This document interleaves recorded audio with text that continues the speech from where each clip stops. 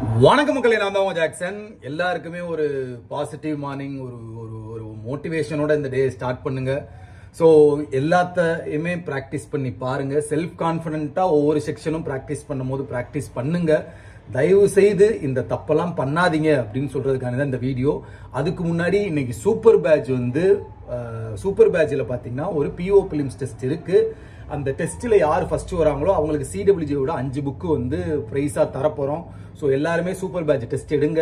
Super batch test இருக்கனால Royal pass offer இன்னைக்குமே வச்சிருக்கோம். உங்களுக்கு ராயல் பாஸ் தேவைன்னா நம்ம வெப்சைட்டில் லிங்க் வந்து டிஸ்கிரிப்ஷனில் இருக்கு. ராயல் பாஸ் லிங்க் பர்ச்சேஸ் பண்ணிக்கோங்க. ஆஃபர் போய்கிட்டு இருக்கு, இன்னைக்கு மட்டும் இருக்கும். சரிங்களா? ஓகே.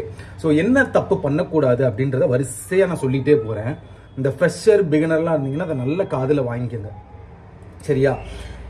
நம்மளோட வீக் செக்ஷனை தான் ஃபர்ஸ்ட் ஸ்ட்ராங் பண்ணணும். இதுதான் நான் உங்கள்கிட்ட சொல்றது. சரிங்களா? நமக்கு வராது, நம்ம நிறைய அக்யூரசி மிஸ் பண்றோம், நிறைய கொஸ்டின் ஒரு இதுல தப்பு பண்றோம்னா அதை நீங்க ஸ்ட்ராங் பண்ணுங்க. அதுல மோர் நம்பர் ஆஃப் பிராக்டிஸ் பண்ணுங்க. ஏன்னா நம்ம மக்கள் செய்யற தப்பு என்னன்னா, ரீசனிங் வந்து அவனுக்கு நடத்தும் போதே புரியும், நல்லா சால்வ் பண்ணுவான்.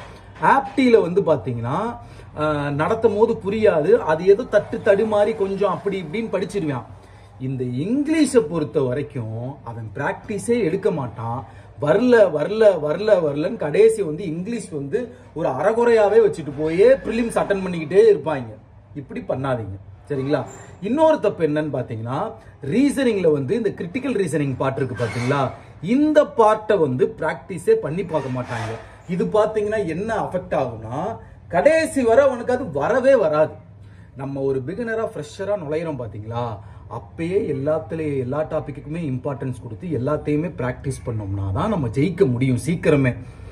நீங்க இப்ப விட்டுட்டீங்க அப்படின்னா கடைசி எக்ஸாம் வரைக்கும் நீங்க அந்த டாபிக்ல வந்து இன்ட்ரெஸ்டே இல்லாம சால்வ் பண்ண முடியாம தத்தபுத்தன்னு தவிச்சுக்கிட்டே தான் இருப்பீங்க.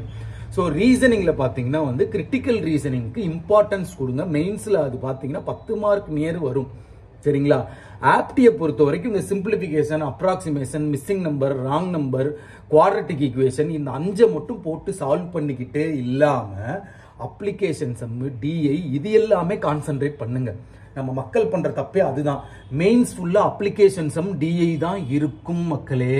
ஸோ அதனால இப்ப இருந்தே நீங்க வந்து புரியலாட்டியும் பரவாயில்ல, ஒரு டாபிக் ஒரு வாத்தியார் நடத்தது புரியலையா, ஒரு 2-3 தடவை பாரு அந்த வீடியோவை. அதுவும் புரியலையா, வேற இடத்துக்கு வா. சரியா? உனக்கு புரியுற மாதிரி நீ சொல்லணும்னா, சிலாயிசம் உனக்கு ஒரு ஸ்டாஃப் நடத்திருப்பாரு. மேபி நீ குழப்பத்துல இருக்கலாம்.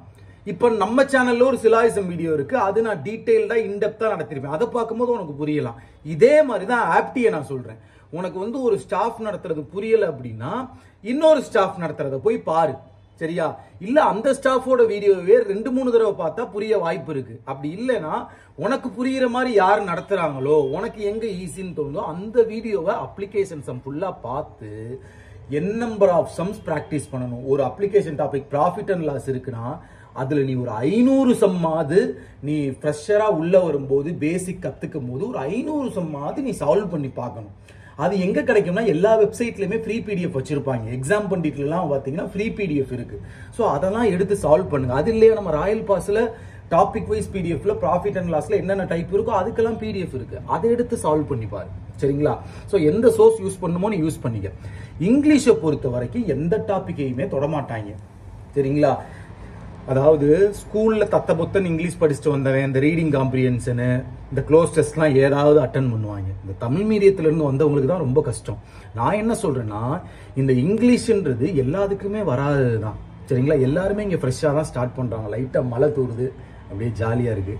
ஸோ ஃப்ரெஷ்ஷா ஸ்டார்ட் பண்றது தான். ஸோ நீயுமே இங்கிலீஷை வந்து இங்க 0ல இருந்து ஸ்டார்ட் பண்ணு, தப்பே கிடையாது. 0ல இருந்து ஸ்டார்ட் பண்ணு, கத்துக்க.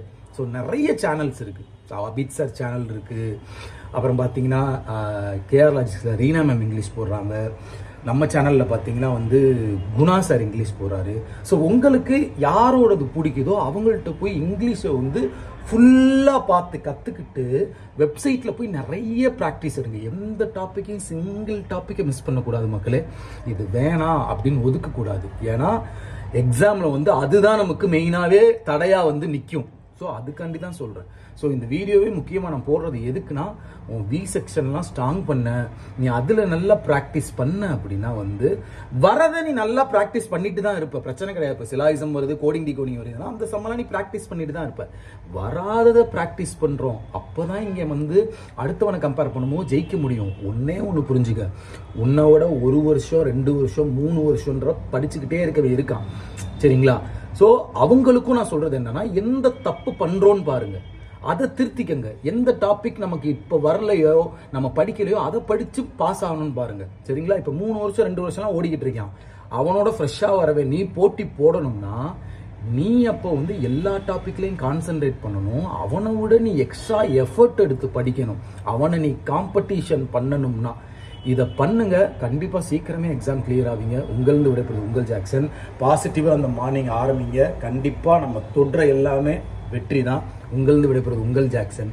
10 மறக்காம ராயல் பாஸ் பர்ச்சேஸ் பண்ணிக்கோங்க. ஆஃபர் போய்கிட்டு இருக்கு, லிங்க் டிஸ்கிரிப்ஷன்ல இருக்கு. சூப்பர் பேட்ச் டெஸ்ட் எடுத்துருங்க.